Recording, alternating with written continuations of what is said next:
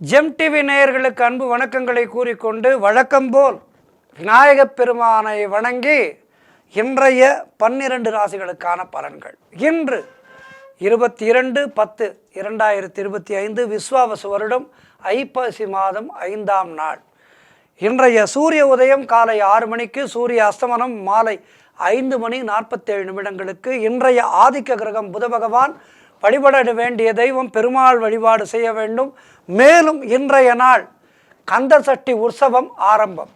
கந்தர் சஷ்டி விரதம் துவக்கம் இன்றைய நாளிலே. இன்று தொடங்கி 6 நாட்கள் விரதம். சூரசம்ஹாரம் முடிந்து திருக்கல்யாணம் முடிந்து விரதத்தை நிறைவு செய்வார்கள். இந்த சஷ்டி விரதம் என்பது அற்புதமான ஒரு விரதம். இந்த சஷ்டி விரதத்தை பற்றி பல மெய்யடியார்கள் நிறைய பேசியிருக்கின்றார்கள். வாரியார் சுவாமிகள் இந்த சஷ்டி விரதத்தை பற்றி நிறைய சொல்லி இருக்கின்றார் தன்னுடைய உரைகளிலே. ஆக நாம் நினைக்கின்ற அனைத்தையும் தருகின்ற அற்புதமான விரதம் சஷ்டி விரதம். இந்த 6 நாட்கள் விரதம் என்பது நம்முடைய அத்துணை தேவைகளையும் நிறைவேற்றுகின்ற அற்புதமான விரதம். ஆகவே இந்த 6 நாட்கள் உங்களால் நல்ல ஆரோக்கியம், என்னால் முழு பட்டினி இருக்க முடியும் என்றால் 2 வேளை முழு பட்டினி இருந்து இரவிலே மட்டும் சற்று ஏதேனும் ஒரு ஆகாரத்தை அருந்தி விரதத்தை மேற்கொண்டால் அற்புதமான பலன்களை நமக்கு கொடுக்க வல்ல விரதம் இந்த சஷ்டி விரதம். ஆகவே இந்த சஷ்டி விரதத்தை இருந்து நல்ல ஆரோக்கியம், நல்ல சௌபாகியம், நல்ல சந்தான பேறு எல்லாவற்றையும் பெறுவோம். முருகாச்சரணம் என அவனுடைய பாதங்களிலே சரணடைவோருக்கு எல்லா விதமான பாக்கியங்களையும் அள்ளித் தருகின்ற தெய்வம் முருகப்பெருமான். ஆகவே இந்த சஷ்டி விரதம் இருந்து நமக்கு தேவையான அனைத்தையும் முருகப்பெருமானிடம் கேட்டு பெற்றுக்கொள்ளலாம். வருடத்திலே நமக்கு கிடைக்கின்ற இந்த 7 நாட்கள் என்பது அற்புதமான நாட்கள். முருகப்பெருமான் இல்லை என்று சொல்லாத தெய்வம். இன்றைய நல்ல நேரம் காலை 9:15 மணி முதல் 10:15 மணி வரை, மாலை 4:45 மணி முதல் 5:45 மணி வரை. இன்றைய ராகு காலம் மதியம் 12 மணி முதல் 1:30 மணி வரை, யமகண்டம் காலை 7:30 மணி முதல் 9 மணி வரை, குளிகை நேரம் காலை 10:30 மணி முதல் 12 மணி வரை.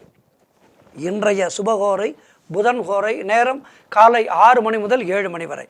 இந்த நேரத்திலே கலை மற்றும் கல்வி எழுத்து தொடர்பான வேலைகளை தொடங்கலாம். அதற்கு சிறப்பான நேரம். அதேபோல் ஏதேனும் வழக்கு நடைபெற்று கொண்டிருக்கின்றது என்றால் அது விஷயமாக வழக்கறிஞரை சந்தித்து உரையாடுவதற்கு, வழக்கு சம்பந்தமான வேலைகளை பார்ப்பதற்கு நல்ல நேரம். கவனமாக இருக்க வேண்டிய கோரை செவ்வாய் கோரை காலை 10 மணி முதல் 11 மணி வரை. இந்த நேரத்திலே அமைதி காக்க வேண்டும். எந்த விதமான முக்கிய முடிவுகளையும் இந்த நேரத்திலே எடுக்கக்கூடாது. இன்றைய நட்சத்திரம் இன்று முழுவதும் சுவாதி நட்சத்திரம். ஆகவே நரசிம்மர் வழிபாடு செய்ய வேண்டும், சக்கரத்தாழ்வார் வழிபாடு செய்ய வேண்டும். இன்றைய திதி இன்று இரவு 7:40 வரை வளர்பிறை பிரதமை, அதன் பிறகு த்விதியை வருகின்றது. இன்றைய சந்திராட்டமும் மீன ராசிக்கு சந்திராட்டமும் இருக்கின்றது. நாள் முழுவதும் கவனமாக இருக்க வேண்டும். உத்திரட்டாதி நட்சத்திரக்காரர்கள் இன்றைய நாளிலே சிகப்பு நிற ஆடைகளை அணிவதை தவிர்ப்பது நல்லது. தொடர்ந்து நாம் காண இருப்பது மேஷம் முதல் மீனம் வரை உள்ள 12 ராசிகளுக்கான பலன்களை. மேஷ ராசி அன்பர்களே, இன்று சந்திரன் உங்கள் ராசிக்கு 7ஆம் இடத்திலே இருக்கின்றார். உங்களுடைய ராசி அதிபதி செவ்வாய் ராசிக்கு 7ஆம் இடத்திலே இருக்கின்றார். ஆகவே பழைய பாக்கிகள் வசூலாகும், காரிய வெற்றிகள் உண்டாகின்ற நாள். பூர்வீக சொத்திலிருந்து வந்த பிரச்சனைகள் எல்லாம் தீரும். கூட்டு தொழிலிலே நல்ல லாபங்கள் ஏற்படுகின்ற நாள். உறவினர்களோடு இருந்து வந்த மன வருத்தங்கள் தீரும். அலுவலகத்திலிருந்து வந்த நெருக்கடிகள் குறையும். திருமண பேச்சுவார்த்தைகள் சுபமாக முடியும். கடன் பிரச்சனைகள் தீரும். உங்களுடைய முயற்சிகள் எல்லாம் பெரும் வெற்றி பெறுகின்ற நல்ல நாள். பொருளாதாரம் திருப்திகரமாக இருக்கும். பிள்ளைகளால் பெருமை ஏற்படும். வாழ்க்கை துணையால் மகிழ்ச்சி உண்டாகும். நண்பர்கள் மூலம் நல்ல அனுகூலங்கள் உண்டாகும். வீடு வண்டி வாகன மாற்றம் ஏற்படும். சிறப்பான நாள் இது. இன்றைய நாளிலே பெருமாள் வழிபாடு செய்யுங்கள். வாழ்த்துக்கள். ரிஷபராசி அன்பர்களே, இன்று சந்திரன் உங்கள் ராசிக்கு 6ஆம் இடத்திலே இருக்கின்றார். உங்களுடைய ராசி அதிபதி சுக்கிரன் ராசிக்கு 5ஆம் இடத்திலே இருக்கின்றார். ஆகவே வேலை மாற்றம் ஒரு சிலருக்கு உண்டாகும். உடல் ஆரோக்கியத்திலே மிகுந்த கவனம் தேவை. தேவையில்லாமல் மற்றவர்களுடைய விஷயங்களிலே தலையிடக்கூடாது. அலுவலகத்திலே மேலதிகாரிகளால் நெருக்கடிகள் உண்டாகும். குலதெய்வ வழிபாடு வெற்றியை தரும். வீண் வாக்குவாதங்களை எல்லாம் தவிர்க்க வேண்டிய நாள். செய்கின்ற செயலிலே கவனம் தேவை. பொருளாதாரம் நெருக்கடியாக இருக்கின்றது. தொழிலிலே புதிய முதலீடுகளை தவிர்க்க வேண்டிய நாள். கடன் வாங்கக்கூடாது, கடன் கொடுக்கக்கூடாது. கணவன் மனைவிக்குள் சண்டை சச்சரவுகள் ஏற்படும். கவனமாக இருக்க வேண்டிய நாள். பெருமாள் வழிபாடு செய்யுங்கள். வாழ்த்துக்கள். மிதுன ராசி அன்பர்களே, இன்று சந்திரன் உங்கள் ராசிக்கு 5ஆம் இடத்திலே இருக்கின்றார். உங்களுடைய ராசி அதிபதி புதன் ராசிக்கு 5ஆம் இடத்திலே இருக்கின்றார். ஆகவே உறவினர்களோடு இருந்து வந்த மன வருத்தங்கள் தீரும். வேலையிலே எதிர்பார்த்த இடமாற்றம் அமையும். முன்னோர்களுடைய சொத்திலிருந்து உங்களுக்கு வர வேண்டிய பங்கு கைக்கு வரும். பிள்ளைகளால் பெருமை ஏற்படும். வெளியூர் பிரயாணங்கள் வெற்றியை தரும், லாபங்களை தரும். உடல் ஆரோக்கியம் திருப்திகரமாக இருக்கும். தொழில் மற்றும் வியாபாரத்திலே சிறப்பானதொரு முன்னேற்றம் ஏற்படும். குழந்தை பாக்கியத்திற்காக காத்திருக்கின்ற தம்பதிகளுக்கு சந்தான பிராப்தி உண்டாகும். காரிய தடைகள் எல்லாம் விலகி எடுக்கின்ற முயற்சிகளிலே பெரும் வெற்றிகள் தேடி வருகின்ற நாள். மனம் உற்சாகமாக காணப்படும். தொட்டதெல்லாம் பொன்னாகக்கூடிய அற்புதமான நாள். இன்றைய நாளிலே பெருமாள் வழிபாடு செய்து மேலும் நற்பலன்களை பெறுங்கள். வாழ்த்துக்கள். கடகராசி அன்பர்களே, இன்று சந்திரன் உங்கள் ராசிக்கு 4ஆம் இடத்திலே இருக்கின்றார். ஆகவே நீங்கள் நினைத்ததெல்லாம் நல்லபடியாக நடக்கக்கூடிய நாள். உத்தியோகத்திலே சம்பள உயர்வு, பதவி உயர்வு போன்றவை கிடைக்கும். இடமாற்றம் ஒரு சிலருக்கு உண்டாகும். நண்பர்கள் மற்றும் உறவினர்களால் நல்ல ஆதாயங்கள் உண்டாகும். தாய் வழி சொத்துக்கள் கைக்கு வரும். உங்களுடைய முயற்சிகள் எல்லாம் பெரும் வெற்றி பெறுகின்ற நல்ல நாள். குலதெய்வ வழிபாடு அனுகூலத்தை தரும். முன்னோர்களுடைய ஆசீர்வாதம் பரிபூர்ணமாக கிடைக்கும். கணவன் மனைவிடையே நல்லதொரு ஒற்றுமை ஏற்படும். வீடு வண்டி வாகன மாற்றம் ஏற்படும். பணப்பற்றாக்குறை தீரும். கடன்கள் தீரும். சுபகாரியங்கள் நடக்கக்கூடிய நல்ல நாள். பெருமாள் வழிபாடு செய்யுங்கள். வாழ்த்துக்கள். சிம்ம ராசி அன்பர்களே, இன்று சந்திரன் உங்கள் ராசிக்கு 3ஆம் இடத்திலே, உங்களுடைய ராசி சூரியன் ராசிக்கு 3ஆம் இடத்திலே. ஆகவே தொழில் மற்றும் வியாபாரத்திலே நல்லதொரு வளர்ச்சி ஏற்படும். உங்களுடைய முயற்சிகள் எல்லாம் கைகூடும். வேலை தேடி கொண்டு இருப்பவர்களுக்கு நல்ல வேலை கிடைக்கும். நீண்ட நாட்களாக எதிர்பார்த்த விஷயங்கள் எல்லாம் நல்லபடியாக நடக்கும். கடன் பிரச்சனைகள் முடிவுக்கு வரும். கணவன் மனைவிக்குள் இருந்து வந்த பிரச்சனைகள் எல்லாம் சரியாகும். பொருள் வரவும் தனலாபமும் அதிகரிக்கின்ற நல்ல நாள். திடீர் அதிர்ஷ்டங்கள் சிலருக்கு தேடி வரும். தந்தை உறவு வழியிலே நல்ல அனுகூலங்கள் உண்டாகும். திருமணம் போன்ற சுபகாரிய பேச்சுவார்த்தைகள் இனிதே முடியும். உடல் ஆரோக்கியம் நன்றாக இருக்கும். நண்பர்கள் மூலம் எதிர்பார்த்த உதவிகள் கிடைக்கும். வேலையிலே இருந்த பிரச்சனைகள் எல்லாம் தீர்ந்து நல்ல சூழ்நிலைகள் ஏற்படும். சிறப்பான நாள் இது. பெருமாள் வழிபாடு செய்யுங்கள். வாழ்த்துக்கள். கன்னிராசி அன்பர்களே, இன்று சந்திரன் உங்கள் ராசிக்கு 2ஆம் இடத்திலே இருக்கின்றார். உங்களுடைய ராசி அதிபதி புதன் ராசிக்கு 2ஆம் இடத்திலே இருக்கின்றார். ஆகவே பொருளாதாரம் திருப்திகரமாக இருக்கும். திருமணம் போன்ற சுபகாரிய பேச்சுவார்த்தைகள் இனிதே முடியும். உறவினர்களோடு வந்த மன வருத்தங்கள் எல்லாம் தீரும். தொழில் மற்றும் வியாபாரத்திலே சிறப்பான முன்னேற்றம். அலுவலகத்திலே இருந்து வந்த பிரச்சனைகள் குறையும். வேலை தேடிக்கொண்டிருப்பவர்களுக்கு நல்ல வேலை கிடைக்கும். பிள்ளைகளால் பெருமை ஏற்படும். வாழ்க்கை துணையால் மகிழ்ச்சி உண்டாகும். காரிய வெற்றிகள் உண்டாகின்ற நாள். குலதெய்வ வழிபாடு மேலும் வெற்றிகளை தேடித்தரும். மொத்தத்தில் மனம் சந்தோஷமாக இருக்கின்ற சிறப்பான நாள். பெருமாள் வழிபாடு செய்யுங்கள். வாழ்த்துக்கள். துலாம் ராசி அன்பர்களே, இன்று சந்திரன் உங்கள் ராசியிலேயே இருக்கின்றார். உங்களுடைய ராசி அதிபதி சுக்கிரன் ராசிக்கு 12ஆம் இடத்திலே இருக்கின்றார். ஆகவே உடல் ஆரோக்கியம் திருப்திகரமாக இருக்கும். மனம் சந்தோஷமாக இருக்கும். அலுவலகத்திலே புதிய பொறுப்புகள் வேலை பளுவை ஏற்படுத்தும். வெளியூர் பிரயாணங்கள் வெற்றியை தரும். பணவரவு அதிகரிக்கும். பொருளாதாரம் திருப்திகரமாக இருக்கும். தொட்டதெல்லாம் பொன்னாகக்கூடிய நல்ல நாள். கடன் பிரச்சனைகள் முடிவுக்கு வரும். வேலை தேடிக்கொண்டிருப்பவர்களுக்கு நல்ல வேலை கிடைக்கும். நண்பர்கள் மூலம் அனுகூலங்கள் உண்டாகும். மனம் உற்சாகமாக காணப்படக்கூடிய சிறப்பான நாள். எல்லா வகையிலும் ஏற்றம் மிகுந்த நாளாக இருக்கின்றது. இன்றைய நாளிலே பெருமாள் வழிபாடு செய்து மேலும் நற்பலன்களை பெறுங்கள். வாழ்த்துக்கள். விருச்சிக ராசி அன்பர்களே, இன்று சந்திரன் உங்கள் ராசிக்கு 12ஆம் இடத்திலே இருக்கின்றார். உங்களுடைய ராசி அதிபதி செவ்வாய் ராசிக்கு 12ஆம் இடத்திலே இருக்கின்றார். ஆகவே வெளிநாடு செல்கின்ற யோகம் உண்டாகும். ஆனால் தொழில் சம்பந்தமான புதிய கடன் எதுவும் வாங்கக்கூடாது. தேவையில்லாமல் மற்றவர்களுடைய விஷயங்களிலே தலையிடக்கூடாது. குலதெய்வ வழிபாடு வெற்றியை தரும். வீண் வாக்குவாதங்களை எல்லாம் தவிர்க்க வேண்டிய நாள்.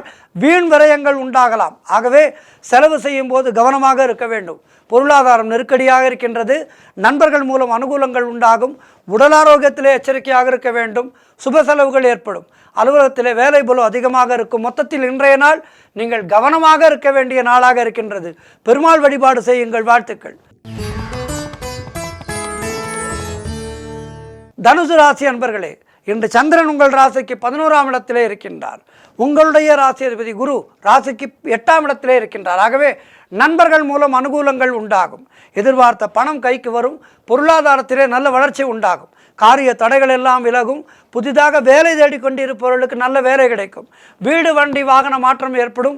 எடுக்கின்ற முயற்சிகளிலே வெற்றிகள் தேடி வருகின்ற நாள். குடும்பத்திலே ஒற்றுமை அதிகரிக்கும். சுபகாரியங்கள் நடக்கக்கூடிய நல்ல நாள். உழைப்புக்கு ஏற்ற ஊதியம் கிடைக்கின்ற நாள். நிறைய உழைக்கிறோம், ஆனால் வருமானம் குறைவாக இருக்கின்றது என்று சலித்துக் கொள்பவர்களுக்கு இன்றைய நாளிலே உங்களுக்கு உழைப்புக்கு ஏற்ற ஊதியம் கிடைக்கும். சிறப்பான நாளாக இருக்கின்றது. இன்றைய நாளிலே பெருமாள் வழிபாடு செய்யுங்கள். வாழ்த்துக்கள். மகர ராசி அன்பர்களே, இன்று சந்திரன் உங்கள் ராசிக்கு 10ஆம் இடத்திலே இருக்கின்றார். உங்களுடைய ராசி அதிபதி சனி ராசிக்கு 2ஆம் இடத்திலே. ஆகவே தொழிலிலே நல்ல வெற்றியை பெறுகின்ற நாள். புதிதாக ஏதேனும் தொழில் தொடங்க வேண்டும் என்றால் இன்றைய நாளிலே அதற்கான விதை போடலாம். விருட்சமாக வளரும். கணவன் மனைவியிடையே நல்ல அந்யோன்யம் ஏற்படும். மனக்கவலைகள் தீர்ந்து மனதிலே தெளிவு ஏற்படுகின்றன. பொருளாதாரத்திலே நல்ல முன்னேற்றம். கடன் பிரச்சனைகள் தீர்வுக்கு வரும். திருமணத்துக்கு காத்திருக்கின்ற வரன்களுக்கு திருமணம் நிச்சயமாகும். உடல் ஆரோக்கியத்திலே நல்ல முன்னேற்றம் ஏற்படும். வீடு கட்டுவதற்கான முயற்சிகளிலே வெற்றிகள் தேடி வரும். வேலை தேடி கொண்டிருப்பவர்களுக்கு வேலை கிடைக்கும். மொத்தத்தில் அவரவர்களுடைய தேவைக்கேற்ப அவரவர்களுடைய வயதுக்கேற்ப நன்மைகள் நடக்கின்ற நல்ல நாள் மகர ராசியினருக்கு. இன்றைய நாளிலே பெருமாள் வழிபாடு செய்யுங்கள். வாழ்த்துக்கள். கும்பராசி அன்பர்களே, இன்று சந்திரன் உங்கள் ராசிக்கு 9ஆம் இடத்திலே. உங்களுடைய ராசி அதிபதி சனி ராசியிலேயே இருக்கின்றார். ஆகவே குழந்தை பாக்கியத்திற்காக காத்திருக்கின்ற தம்பதிகளுக்கு சந்தான பிராப்தி உண்டாகும். வீடு வண்டி வாகன மாற்றம் ஏற்படும். குலதெய்வ வழிபாடு வெற்றியை தரும். அலுவலகத்திலே புதிய வாய்ப்புகள் வெற்றியை தரும். உங்களுடைய புதிய தொழில் தொடங்கும் முயற்சிகள் எல்லாம் பெரும் வெற்றி பெறுகின்ற நல்ல நாள். காரிய தடைகள் எல்லாம் விலகும். அலுவலகத்திலே வேலை பார்ப்பவர்களுக்கு பதவி உயர்வு, சம்பள உயர்வு போன்றவை கிடைக்கும். திருமணம் போன்ற சுபகாரிய பேச்சுவார்த்தைகள் கைகூடி வரும். எதிர்பார்த்த விஷயங்கள் எல்லாம் நல்லபடியாக நடக்கின்ற நல்ல நாள். இன்றைய நாளிலே பெருமாள் வழிபாடு செய்து மேலும் நற்பலன்களை பெறுங்கள். வாழ்த்துக்கள். இறுதியாக மீனராசி அன்பர்களே, இன்றைய நாளிலேயும் சந்திராட்டமும் தொடர்கின்றது. கவனமாக இருக்க வேண்டும். மாதத்திலே ஒவ்வொரு ராசியினருக்கும் 2.5 நாட்கள் சந்திராட்டமும் வரும். அந்த வகையிலே இன்றைய நாளிலேயும் உங்களுக்கு சந்திராட்டமும் தொடர்கின்றது. கவனமாக இருக்க வேண்டும். சந்திராட்டம நாளிலே என்ன செய்ய வேண்டும்? நிறைய கடவுளை துதிக்க வேண்டும். உங்களுக்கு தெரிந்த ஸ்லோகங்கள் கந்தசஷ்டி கவசம், தேவாரம், திருவாசகம் இவற்றையெல்லாம் நிறைய பாடிக்கொண்டே இருக்க வேண்டும். ராமநாமத்தை சொல்லிக்கொண்டே இருக்க வேண்டும். காரணம், சந்திராட்டம நாளிலே மனக்குழப்பமும் மனப்பதற்றமும் இருக்கும். ஆகவே அவற்றை நம்முடைய மனதிலிருந்து விரட்டுவதற்கு சரியான உபாயம் என்ன? இறை பக்தி, இறை நாடல். எல்லாத்தையும் அவன் பார்த்துப்பான் என்ற ஒரு நம்பிக்கை நமக்கு இருந்தால் நமக்கு ஏற்படுகின்ற பிரச்சனைகளிலே நமக்கு தைரியமாக அவற்றை நாம் சந்திப்போம். அதற்காகத்தான் இறை வழிபாடு என்பது. ஆகவே இன்றைய நாளிலே நீங்கள் என்ன செய்ய வேண்டும்? நிறைய இறை வழிபாடு செய்ய வேண்டும். ராமநாமத்தை சொல்லிக்கொண்டே இருங்கள். ராமநாமத்தை எழுதுங்கள். சஷ்டி விரதம் துவங்குகின்ற நாள். ஆகவே முருகப்பெருமானை நிறைய நினைத்து கொள்ளுங்கள். 6 படை வீடு முருகனையும் நினைத்து 6 விளக்குகளை இல்லத்திலே ஏற்றுங்கள். இல்லத்திலே ஏற்றி திருப்பரங்குன்றம் முருகா போற்றி, திருச்செந்தூர் முருகா போற்றி என இந்த 6 படை முருகனுடைய பெயரையும் சொல்லி விளக்கேற்றுங்கள். விளக்கேற்றி கந்தசஷ்டி கவசம் பாராயணம் செய்யுங்கள். முருகப்பெருமானை வணங்குங்கள். பெருமாள் வழிபாடு செய்யுங்கள். இன்றைய நாளிலே வாழ்த்துக்கள். 12 ராசியினருக்கும் இன்றைய நாள் சிறப்பாக இருக்க பிரார்த்திக்கின்றேன். நன்றி, வணக்கம். இன்றைய ஆன்மீக தகவல். பெண்கள் வீட்டின் கண்கள். பெண்கள் இல்லாத எந்த ஒரு காரியமும் நமக்கு வெற்றியை தராது. ஒரு மனிதனுடைய வெற்றிக்கு பின்னால் அவனுடைய இல்லாள் இருக்கின்றாள். இல்லாள் ஒருத்தி இல்லையே அந்த வீட்டிலே சுபிக்ஷம் இருக்காது. பெண் என்பவள் அந்த சக்தி தேவியனுடைய அம்சம். ஆகவே ஒரு பெண் இல்லை என்றால் அந்த வீட்டிலே வெளிச்சம் இருக்காது. அதனால்தான் விளக்கேற்றுவதற்கு ஒரு பெண் வேண்டும் என்று சொல்வார்கள். காரணம், ஒரு இல்லம் பிரகாசமாக இருக்க வேண்டும், அடுத்த தலைமுறை வளர வேண்டும், சிறப்பானதாக இருக்க வேண்டும் என்றால் ஒரு இல்லத்திலே பெண் என்பவள் கொண்டாடப்பட வேண்டும்.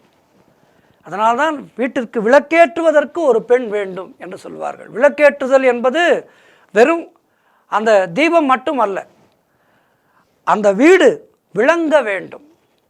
ஒரு வீட்டை விளங்க வைப்பதற்கு பெண் வேண்டும். அதனால்தான் பெண்கள் நம்முடைய சனாதன தர்மத்திலே கொண்டாடப்படுகின்றார்கள். சக்தி தேவியாக, அலைமகளாக, கலைமகளாக, துர்கா தேவியாக, பாலாவாக என எப்படியோ நாம் பெண்களை கொண்டாடுகின்றோம். பெண்கள் இல்லாத வாழ்க்கை என்பது பாலைவனம். ஆக பெண்களை நாம் இப்படி கொண்டாடுகின்றோம். இன்றைக்கு நாம் காண இருப்பதும் பெண்களை பற்றித்தான். ஆனால் இந்த பெண்களால் தான் மிகப்பெரிய காரியங்கள் எல்லாம் நடைபெற்றது. மகாபாரத போர் நடந்ததல்லவா? இந்த மகாபாரத போருக்கு மூல காரணம் சில பெண்கள் தான்.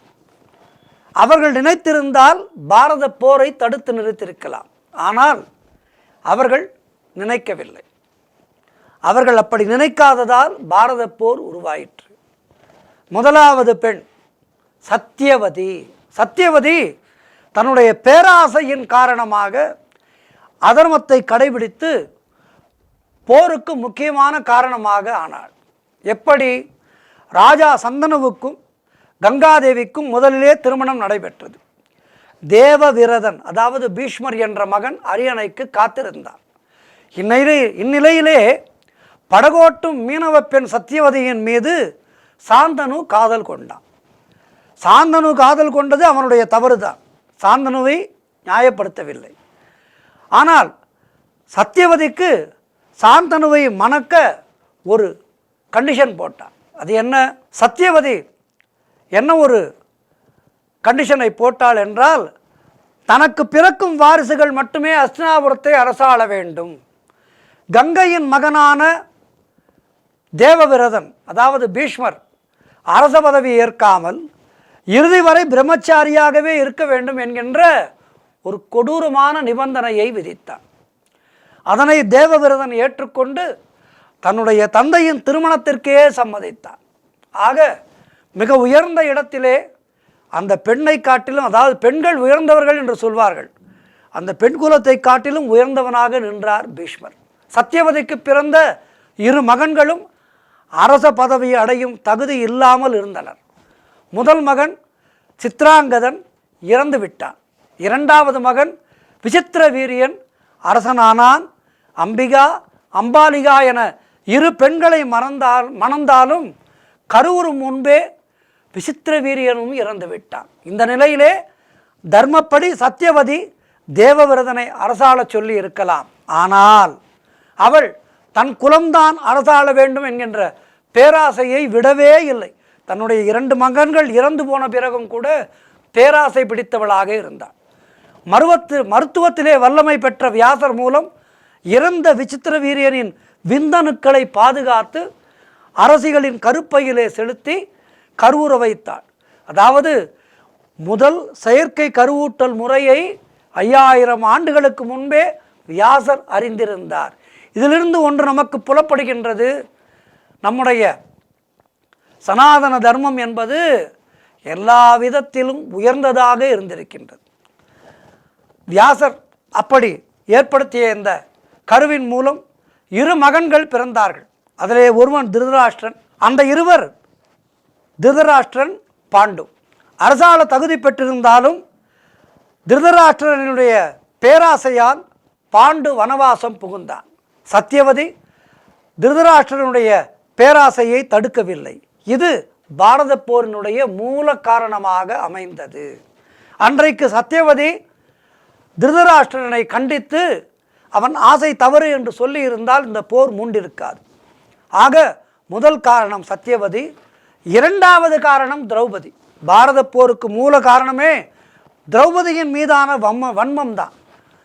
திரௌபதி ஒரு முறை துரியோதனனை உன்னுடைய தந்தையைப் போல நீயும் பார்வையற்றவனோ என்று ஏளனம் செய்தான். அதற்கு மோசமான முறையிலே பழிவாங்குவதற்கு துரியோதனன் காத்திருந்தான்.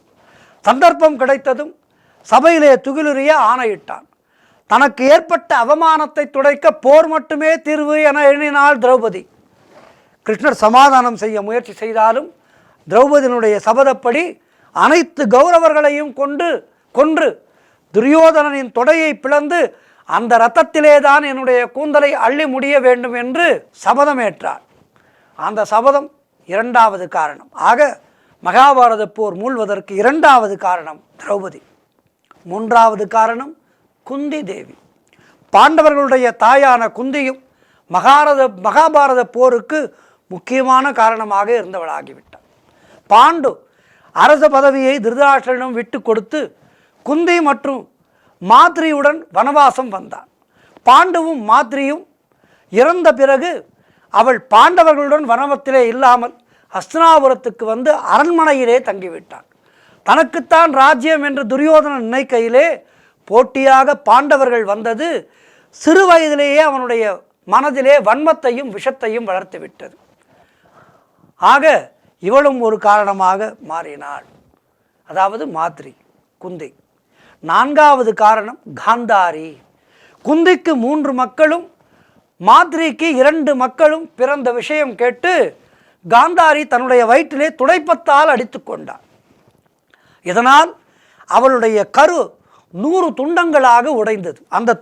அந்த உடைந்த துண்டங்களை எல்லாம் குடுவையிலே இட்டு வளர்த்து உயிர் கொடுத்தனர். அந்த 100 பேரும் பாண்டவர்கள் மீது பொறாமை கொண்டனர். காந்தாரி கௌரவர்களை நல்வழிப்படுத்தாமல் விட்டுவிட்டாள். காந்தாரிக்கு தன் கணவன் அரச பதவிக்கு தகுதியில்லாதவன் என்பது தெரிந்தும் மூத்தவன் என்ற முறையிலே பாண்டவர்களிலே முதல்வனான தர்மனையே அரசனாக்கி இருக்க வேண்டும் என்பது தெரிந்தாலும் அரச பதவியை விட்டு கொடுக்க விரும்பவில்லை. திரௌபதி துகில் உரியப்படும் போது பெண் என்ற முறையிலே காந்தாரி அதை தடுத்திருக்க வேண்டும். அவள் மட்டும் அன்று தடுத்திருந்தால் இந்த பாரத போர் யுத்தம் ஏற்பட்டிருக்காது. ஆக அன்றைய நாளிலே அதனை தடுக்காமல் விட்டது மிகப்பெரிய குற்றமாகி இந்த பாரத போர் உருவாவதற்கு காரணமாகிவிட்டது. ஆகவே பெண் என்பவள் வீட்டை விளங்க வைக்க வேண்டியவளாக இருக்க வேண்டும். ஒரு பெண்ணால் ஒரு இல்லம் பிரிந்ததாக இருக்கக்கூடாது. ஆக எத்தனையோ 1000 ஆண்டுகள் ஆகிவிட்டாலும் இன்றைய நாளிலேயும் நாம் மகாபாரதத்தை பற்றி பேசுகின்றோம். மகாபாரத யுத்தம் உருவாவதற்கு காரணமான இவர்களை பற்றியும் பேசுகின்றோம். இவர்களிடம் இந்த நால்வரும் கெட்டவர்கள் இல்லை. ஆனாலும் அவர்கள் மனத்திலே வந்த அந்த ஆசை என்பது இந்த மகாபாரத யுத்தத்தை உருவாகுவதற்கு காரணமாகிவிட்டது. ஆகவே பெண்கள் வீட்டினுடைய கண்களாக இருக்க வேண்டும். அந்த கண்கள் இருந்தால்தான் இல்லம் என்பது சிறப்பாக இருக்கும் என்பதற்கு இவையெல்லாம் நமக்கு ஒரு உதாரணம். நன்றி, வணக்கம்.